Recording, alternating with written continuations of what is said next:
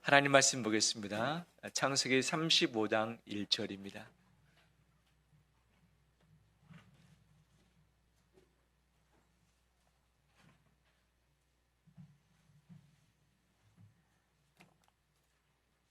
(35장 1절에서) 7절까지의 말씀 교독하겠습니다.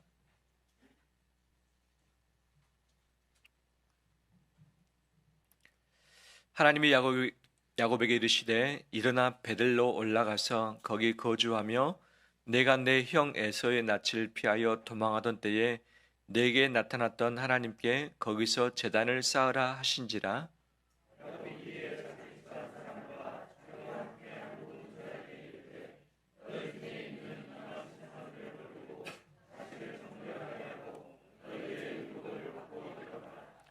우리가 일어나 베들로 올라가자 내 환난 날에 내게 응답하시며 내가 가는 길에서 나와 함께 하신 하나님께 내가 거기서 제단을 쌓으려 하노라 하매,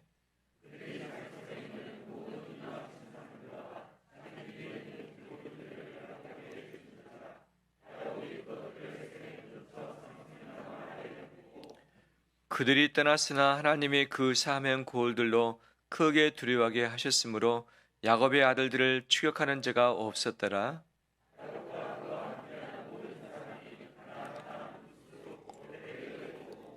함께 읽겠습니다. 그가 거기서 제단을 쌓고 그곳을 엘베델이라 불렀으니 이는 그의 형의 낯을 피할 때에 하나님이 거기서 그에게 나타나셨음이더라. 아멘. 주의 이름으로 축복합니다. 서 인사 나눌까요? 잘 오셨습니다.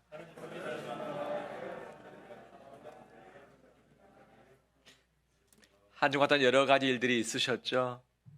하지만 이 주일에 주님을 기억하고서 이곳에 나오신 우리 모든 성도님들 정말 사랑하고 축복합니다.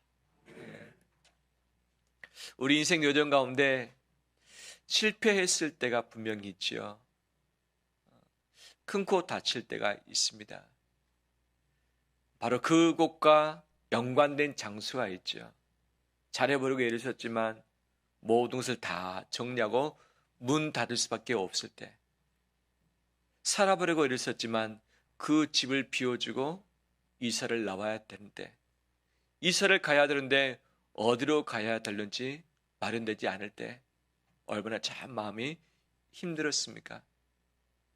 애를 써서 공부했지만 합격하지 못하고 취직하지 못하고 실패를 했을 때 그 경험들은 다 있을 것입니다. 시험을 봐서 한 번도 빠트림 없이 다 합격하고 다 1등 해본 분은 아마 이 세상에 없을 것입니다. 다 실패의 기억들이 있는 것이죠.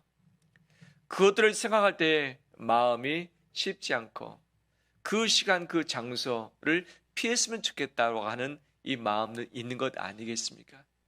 반면에 내가 잘 되었을 때 또는 정말 기쁨이 되었을 때 그 장소 기억할 것입니다. 처음으로 집을 마련했을 때, 처음으로 취직했을 때, 처음으로 누군가를 만났을 때, 또는 결혼했을 때 그 영광스러운 순간들은 분명 잊지 못할 것입니다. 이 영적인 부분도 역시 마찬가지죠. 살아오면서 많은 체험들과 경험들을 하셨을 것입니다. 저에게도 역시 그런 영적인 귀한 체험들을 했던 장소들이 지금도 새록새록 기억에 납니다. 중고등부 시설에 수련회 가면 보통 여름에는 야외로 가고 겨울에는 기도원으로 갔습니다. 야외로 가면 천막을 쳐놓고 텐트 쳐놓고 그곳에서 집회하고 그 다음에 불을 땔감을 떼가지고 밥을 해 먹기도 하고, 바쁠 때는 교회 권사님들이 오셔가지고 장작을 떼서 밥을 해 줄 때가 있습니다.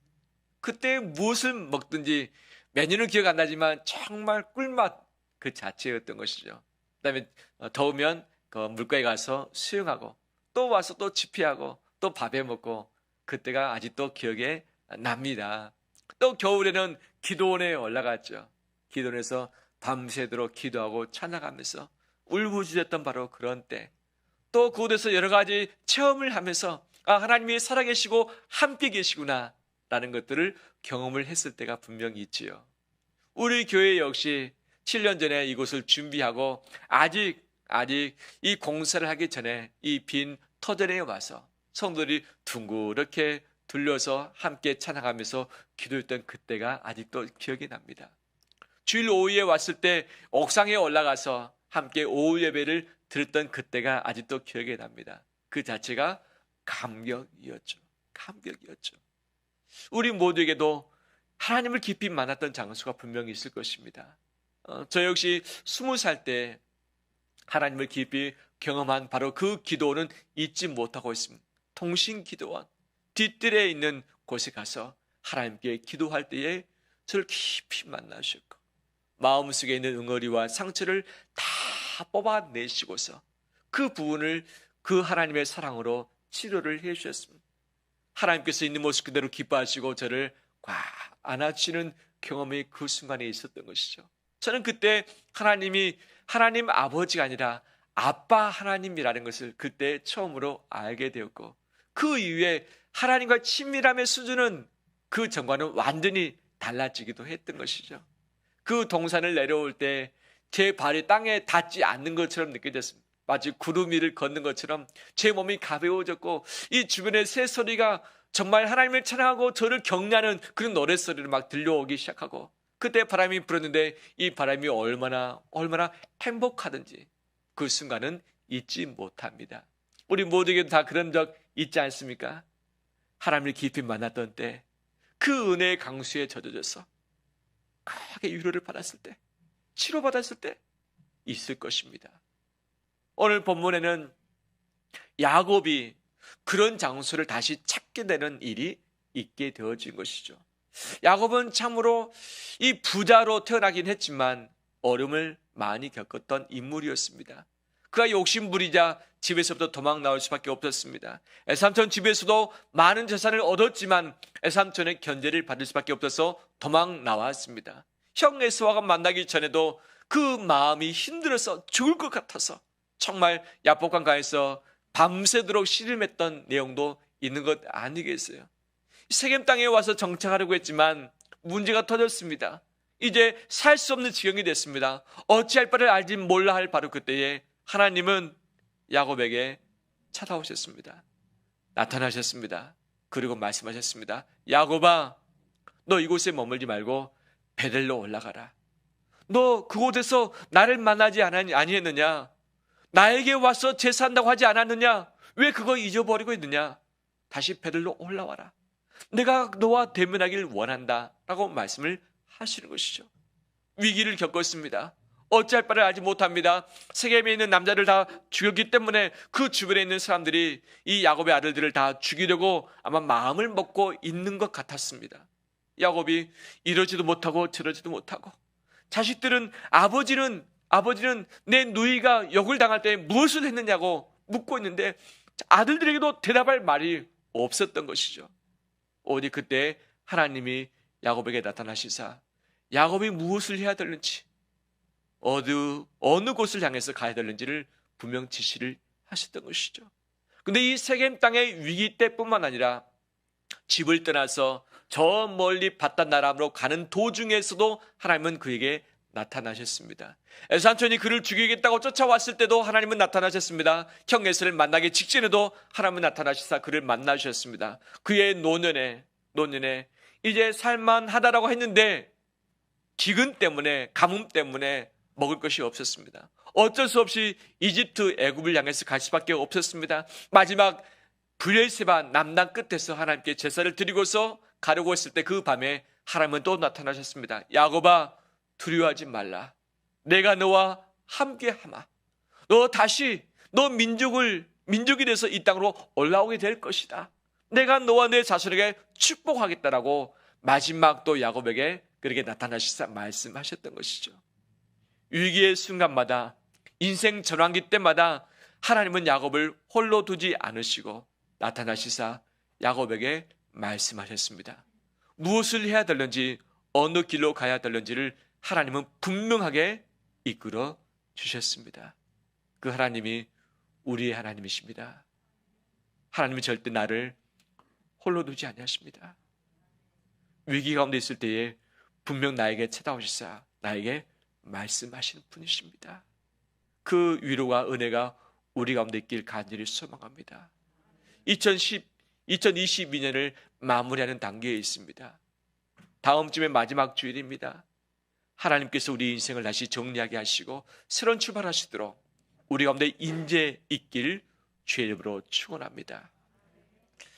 이 하나님께서 야곱을 다시 만나주셨는데 그때는 벌써 27년 만 또는 30년 만이라 할 수 있습니다.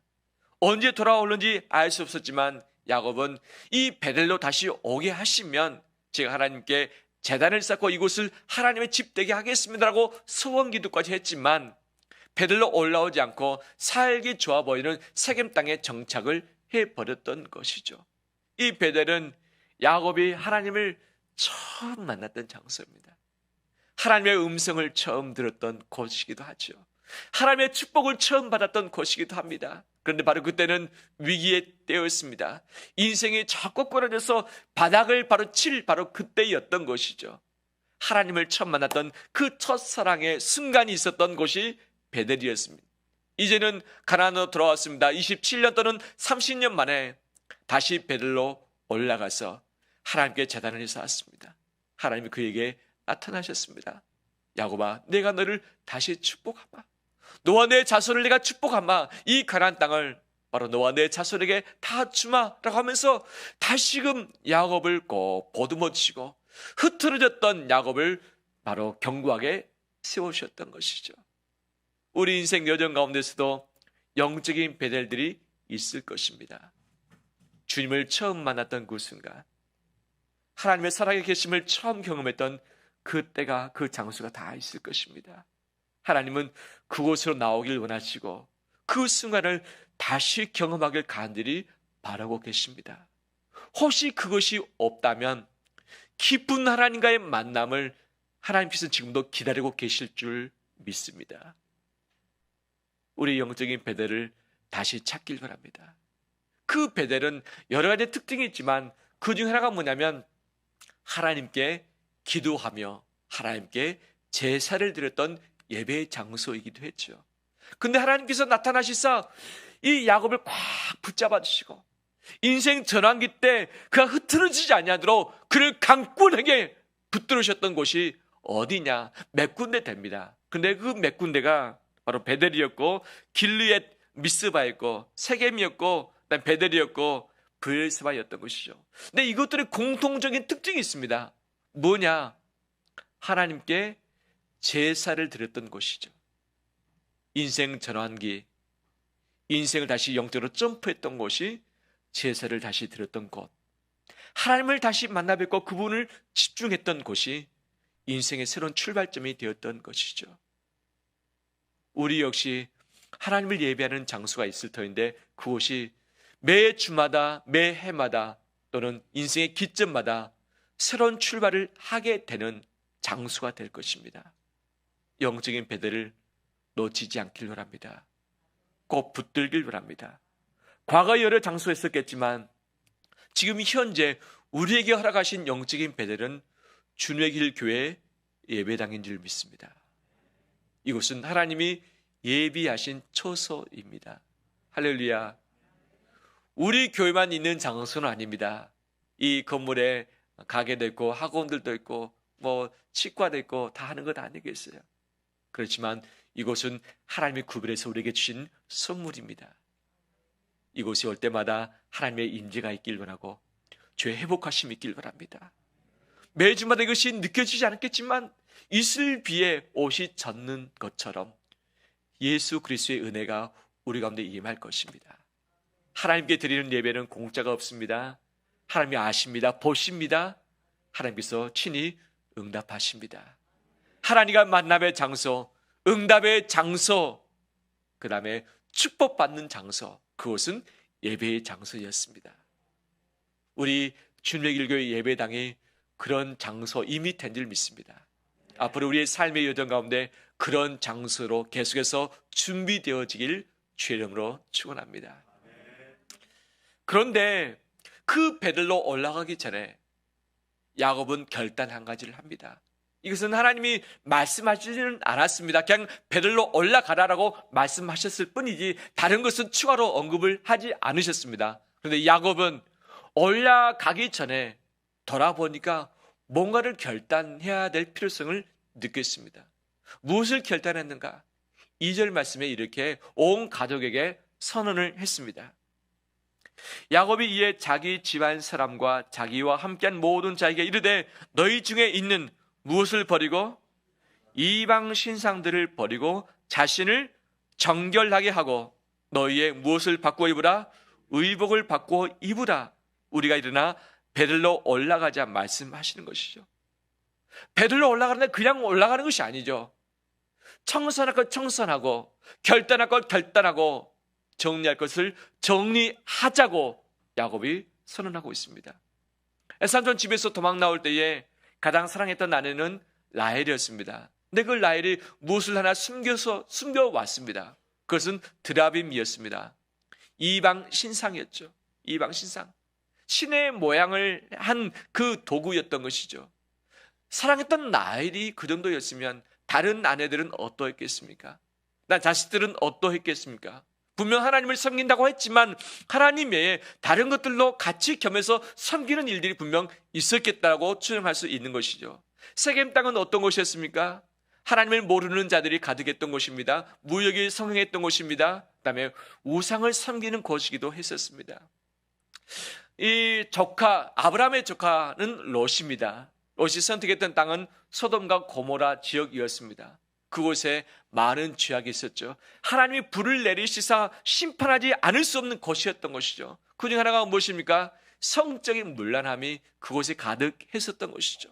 거짓된 것이 가득한 냄새나는 곳이었죠. 그런데 이 세겜 역시 그런 곳이라고 표현되고 있지는 않지만 그때 문화를 두고 본다면 멀리 떨어져 있는 곳이 아니었기 때문에 아마 그런 영적인 더러움과 냄새나는 것들로 분명 있었을 것이다.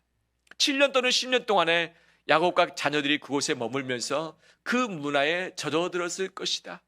하나님을 섬긴다고 말하지만 하나님의 다른 것들로 함께 섬기고 있는 그런 모습들이 그들 가운데 있었을 것이다. 그들의 멍가한 마음이 더럽혀졌을 것이다. 딸 디나가 욕을 당했는데 바로 그 문화, 풍토가 그런 것 아니겠습니까?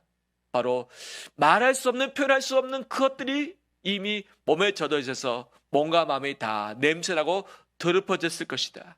야곱이 다시금 하나님을 만나기 위해서 가려고 하는데 보니까 이대로는 안 되겠는 거예요. 또 더러워졌지. 마음도 더럽혀졌지. 그 다음에 하나님께서 기뻐하시지 않는 이 이방 신상들을 가지고 있는 모습이 너무나도 안타까웠던 것이죠. 그래서 야곱은 선언합니다. 우리가 하나님을 뵈러 가기 전에 청산하자. 이방 신상 다 버리라. 그 다음에 의복을 갈아입자. 몸을 깨끗하게 하자라고 하는 거죠. 가족들이 이방 신상도 가져왔는데 귀고리들도 가져왔습니다. 귀고리. 근데 우리가 좀 하고 있는 귀고리 장식이라든지 예쁜 또는 금속 이것 차원보다는 그때 당시는 이방 신상에게 주문을 외울 때에 사용됐던 귀고리라고 학자들은 해석을 하고 있습니다. 우상 섬길 때 사용했던 것이 귀고리. 근데 가족들이 그 귀고리 다 하고 있었다. 그래서 가족들이 그 귀고리 다 풀어냈습니다. 야곱에게 다 가져왔습니다. 야곱은 이 세겜을 떠나기 전에 상수리 나무 밑에 땅을 파서 그곳에 이방 신상들과 모든 이 우상 도구였던 귀고리들까지 다 묶어서 새로운 출발을 했었던 것이죠. 2022년을 마무리하는 단계에 와 있습니다. 하나님은 우리를 영적인 배들로 초대하시고 만나기를 기다리고 계십니다. 하나님은 거룩하신 분이십니다. 내가 거룩하니 너희도 거룩하리라 라고 말씀하시는 것이죠. 더럽힌 상태에서는 하나님을 배울 수 없습니다. 내가 너희가 아무리 기도할지라도 너희 기도를 듣지 않는 이유가 무엇이냐? 바로 너희 손에 피가 가득함이라 말씀하시는 것이죠. 더럽힌 상태에서는 하나님을 만나 뵙지 못합니다. 주께서 말씀하시더라도 그 음성을 귀로 듣지 못합니다. 우리의 눈으로 하나님을 볼 수 없습니다. 우리 마음이 병들어 있으면 하나님을 느낄 수도 없습니다. 회개하고 자복할 때에 하나님을 배울 수 있습니다. 오늘 하늘을 마무리하기 전에 정리할 것 정리하길 원합니다. 회개할 것 회개하길 원합니다. 버릴 것 버리길 원합니다. 혹시 내 안에 하나님이 허락지 않으신 욕심이 꿈틀거리고 있지 않습니까? 하나님 외에 포기치 못하는 그 어떤 것 있지 않습니까? 그것이 무엇이 됐든지 간에 하나님 외에 놓지 못하는 그것이 우리의 우상일 가능성이 많이 있습니다. 하나님을 가까이 하는데 걸림돌 되는 것이 무엇입니까? 하나님을 만나 뵙는 데 있어서 막혀있는 담이 무엇입니까? 나뿐만 아니라 내 가족들은 어떻습니까? 내가 생활하는 삶의 현장 가운데 지저분한 것은 무엇입니까? 냄새 나는 부분은 무엇입니까? 하나님이 차마 이것을 허락지 않으실, 기뻐하시지 아니하실 그 내용이 무엇입니까? 그 모든 부분들을 다 정리하며 내려놓기를 원합니다. 우리 안에 분노가 있습니까? 용서치 못할 마음이 있습니까? 상처가 있습니까? 없는 사람이 없죠. 하늘 살아가면서 어찌 뭔가 마음이 더럽혀지고 아프지 않은 분이 있겠습니까? 아직도 그 찌꺼기들이 우리를 괴롭히게 만들며 우리를 붙들고 있는 것 아니겠습니까? 그것들 그냥 놓아둔다면 흔들면서 하나님을 만나지 못하도록 우리를 방해하겠죠. 그 마음의 분노와 상처와 용서치 못한 것들과 아직 해결되지 않은 모습하는 것들을 오늘 내일 갈 필요 없어. 오늘 다 내려놓고 청산하고 묻어버리는 우리 되기를 원합니다. 이것을 묻을 때에 하나님을 만나 뵐 수 있고 하나님의 축복을 다시 맛보게 된 줄 믿습니다.